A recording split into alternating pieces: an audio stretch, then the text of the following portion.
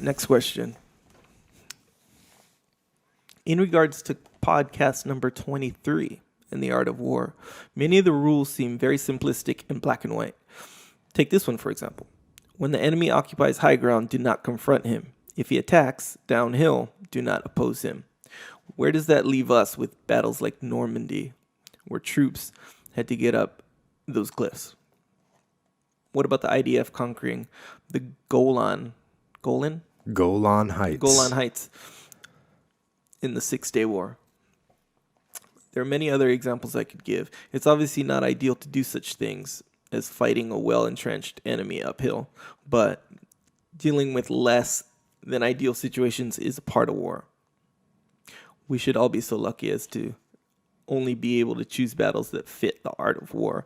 But from my experience, it's often not an option in real life. And you have to somehow get it done anyway.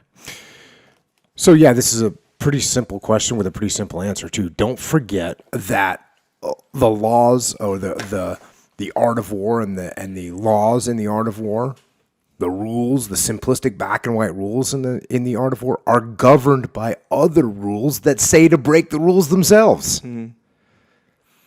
So just to pull out a couple quotes, and I went and pulled these out. Sun Tzu says, "He who can modify his tactics in relation to his opponent and thereby succeed in winning may be called a heaven-born captain." So if you can adapt to the situation and adapt your tactics and modify your tactics. So attacking uphill is a modification of a tactic, right? Yes. The next one I pulled out, Sun Tzu says, "Do not repeat tactics that have gained you one victory, but let your methods be regulated by the infinite variety of circumstances."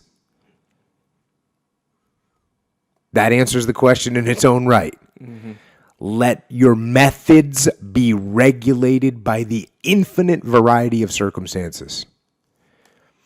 And the last little quote I pulled up from Sun Tzu, "According as circumstances are favorable, one should modify one's plans." So there's 3 rules from the art of war that tell you to change the rules of the art of war when you have to. So, you're told to avoid these situations, but sometimes you have to. Now, it's also important to remember that the philosophy of the art of war generally espouses an indirect methodology of combat, where oftentimes you're trying to keep yourself safe and inflict damage when you can.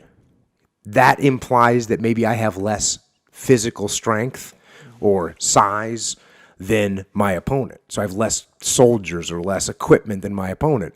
And from that perspective, let me ask you this, would it be smart to attack Normandy if you actually didn't have the numbers to carry out the attack?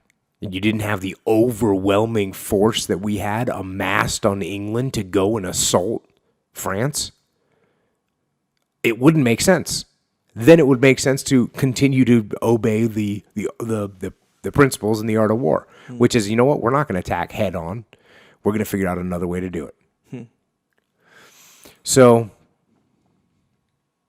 like I said, these are rules, but these are rules like all rules that are meant to be broken when the time calls for it. So, good question, but the art of war answers that question in itself.